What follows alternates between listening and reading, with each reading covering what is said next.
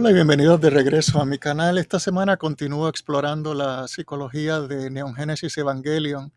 En este caso le voy a echar un vistazo a la psicología de los anime mecha en general y cómo conecta con la psicología del proyecto de la instrumentalidad de Neon Genesis en particular. Y es que, en mi opinión, los anime mechas sirven como un proxy de rituales de iniciación en nuestra sociedad. ¿Qué quiero decir con eso? Primero vamos a echarle un vistazo a qué es un ritual de iniciación. Estos son rituales que se usaron a lo largo de la historia por la mayoría de las sociedades y todavía hay sociedades hoy en día que los utilizan. Es un ritual que se usa en la adolescencia para marcar la entrada del individuo al mundo de la adultez. Y estas sociedades se caracterizan por el hecho de que el rol que asume el individuo en la sociedad está predefinido y es rígido. El individuo no tiene voz en cuanto a qué parte de la sociedad va a formar, cómo va a vivir su vida, etcétera. Eso está predeterminado. Estos rituales no existen en nuestra sociedad y eso se traduce en más libertad, libertad para escoger cómo queremos vivir, a qué nos queremos dedicar, qué lugar vamos a ocupar en la sociedad, etcétera. Y eso es predominantemente bueno, pero no está libre de defectos. Eso genera también ansiedades. Si tengo todas estas opciones y tengo que tomar todas estas decisiones, puede haber una ansiedad asociada de si estoy haciendo o no la elección correcta. Y aquí es donde entran los anime mecha, en mi opinión. Esto es algo que no se hace necesariamente de una forma consciente. La estructura misma de las series anime se presta a servir como un proxy de los rituales de iniciación. Y la mente del adolescente conecta con esa estructura porque le está ayudando a navegar una transición que de por sí es difícil. Si vemos el símbolo del robot, el robot gigante puede funcionar como un símbolo del cuerpo del adolescente que está cambiando de una manera muy rápida. El cuerpo se desarrolla y crece de semana a semana de una manera muy rápida, mientras que la mente no se desarrolla de una forma tan rápida. Entonces, el adolescente siente que él es la misma persona, pero que está controlando un cuerpo cada vez más grande. Y eso en la adolescencia lo vemos como movimientos, falta de coordinación, movimientos bruscos. El adolescente tiene problemas para aprender a controlar ese cuerpo que está creciendo. Y si pensamos en las series de anime, al principio están caracterizadas por un periodo de tiempo donde el protagonista, el héroe, está tratando de aprender a manejar el robot y los movimientos del robot durante ese periodo también son bruscos y le falta coordinación eh, eso crea un paralelismo en la mente del adolescente de que el héroe de cierta manera está pasando por algo parecido a lo que él está pasando. Y consecuentemente, el anime indirectamente, implícitamente le está enseñando al adolescente que está bien tener dudas y tener ansiedad en este proceso de crecer y sentirse ansioso con respecto a los cuerpos que su cuerpo está experimentando y con respecto a las decisiones que va a tener que tomar con respecto a su vida. Eso está bien. El héroe del mecha le enseña que al final lo más probable es que todo va a estar bien, que todos esos obstáculos que parecían el fin del mundo en su momento, todos esos enemigos que tuvo que derrotar, al final van a desembocar en una situación en la que él se va a sobreponer a esos cambios y va a poder vivir una vida plena y normal. Ahora, en el caso específico de Neon Genesis, el robot también funciona como un proxy de la mamá del protagonista y al hacer que el robot sea una proxy de la mamá de Shinji en este caso, Neon Genesis empieza a trascender las concepciones normales del género y a entrar en el reino de lo mitológico.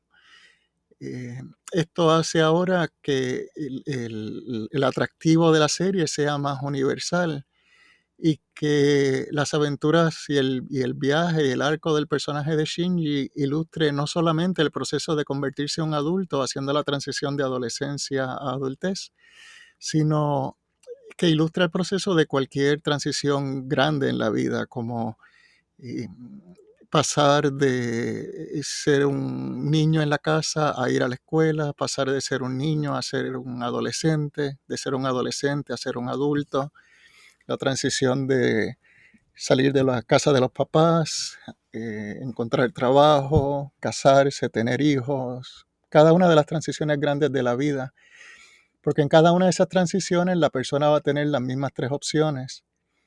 Puede seguir adelante a la próxima etapa, puede rehusar seguir adelante y quedarse en la etapa que está, o en el peor de los casos, en el más extremo de los casos, puede rehusar a moverse adelante y hacer una regresión a una etapa anterior.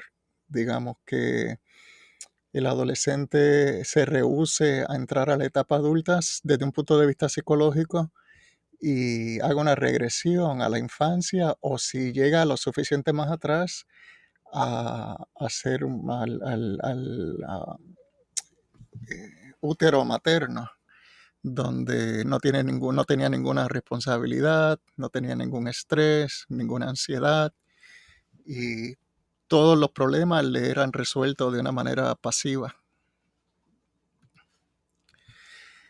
Antes de seguir adelante, voy a definir brevemente cuatro conceptos psicológicos que vamos a usar para esta interpretación.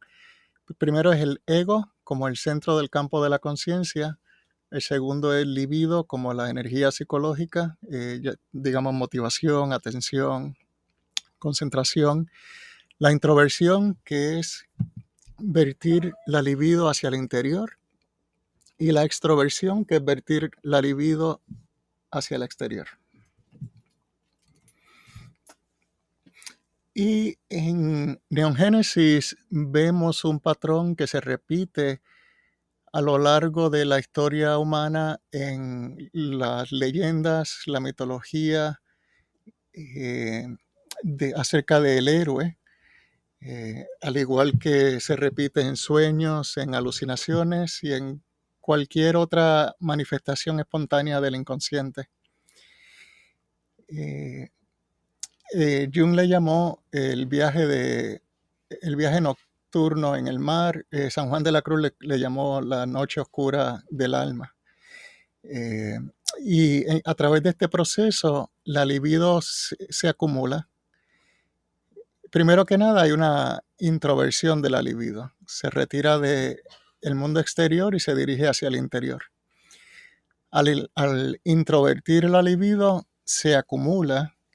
El ego puede entonces ganar los recursos y la fuerza que necesita para sobreponerse al obstáculo que generó la aventura en primer lugar. Y entonces emerge en el mundo listo para hacerle frente a esa crisis. El núcleo del proceso es la unión de dos opuestos.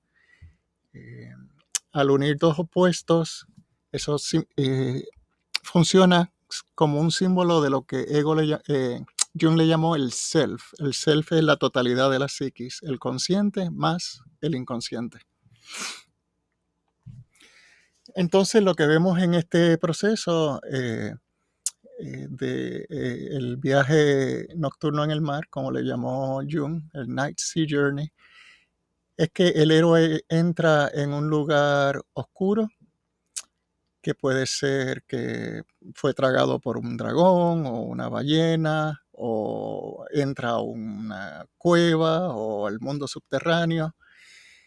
Y eso simboliza de nuevo la introversión de la libido del mundo exterior al mundo interior.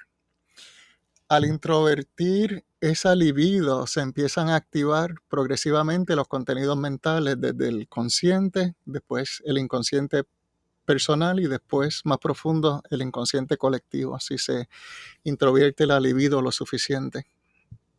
Y en ese proceso, al hacer esa introversión, el héroe está inmerso en el útero materno y las dudas que tiene acerca de su propio ser y todos los issues que tiene psicológicamente que le impiden progresar hacia la próxima etapa en la vida, se resuelven. El riesgo de esto es que en el proceso la persona se sienta tan cómoda haciendo esa introversión y esa regresión, de nuevo, regresar al lecho materno donde todo le es resuelto de una forma pasiva, que entonces se rehúse a regresar. Pero en el mejor de los casos, el héroe eh, sostiene múltiples pruebas y eventualmente emerge renacido. Y esto nos lleva al proyecto de instrumentalidad. En este caso, el proyecto de instrumentalidad reconcilia múltiples pares de opuestos. La línea de Adán con la línea de Eva, la línea de los ángeles con la línea humana, y el sujeto y el sujeto y el objeto. ¿Qué significa esto? Que en el proyecto de instrumentalidad la meta era disolver el ego eh, y sumergir a todas las conciencias de la humanidad en este mar en donde no existe divisiones entre una persona y otra y por lo tanto no hay conflicto, ya no hay la batalla de la condición humana y es una forma de regresar a la felicidad que siente el infante en el útero materno. Todas las necesidades son satisfechas de una forma pasiva, no hay conflicto, no hay ego, se renuncia a la conciencia personal a cambio de una felicidad que se deriva de ya no tener un ego, y por lo tanto ya no hay conflicto. Ahora, en el caso de Shinji, su meta principal era pasar de la adolescencia a la adultez y sobreponerse a los defectos de personalidad que tenía como adolescente. Uno era la forma en que se odiaba a él mismo y otra era la dependencia psicológica que tenía con respecto a otras personas, en donde él esperaba que toda su satisfacción viniera de la validación que recibía de otros. Y cuando eso no se cumplía, entonces se retraía del mundo, se ponía los audífonos, se tiraba en la cama y se retraía del mundo tirando un tantrum. Y ese proceso psicológico él tenía que sobreponerse a él. La forma de hacer esto, en primer lugar, era aprendiendo a relacionarse con el otro dentro de su propia mente. El otro dentro de su propia mente es el inconsciente. Cómo la persona se relaciona con su propio inconsciente determina cómo se va a relacionar con con las otras personas en su vida. En la medida en que la persona está inconsciente acerca de sus propios issues, los va a proyectar en la gente que le rodea. Y en la medida que la persona está consciente de sus propios issues, entonces esos issues tienen un efecto menos tóxico en las relaciones con las personas que le rodean porque ya no se están proyectando. Entonces el individuo tiene tres opciones básicas en términos de cómo relacionarse con su propio inconsciente. El primero está representado por Seal. Seal lo que quería lograr con el proyecto de instrumentalidad era someterse al inconsciente, renunciar a la individualidad y regresar al útero materno como hemos visto antes.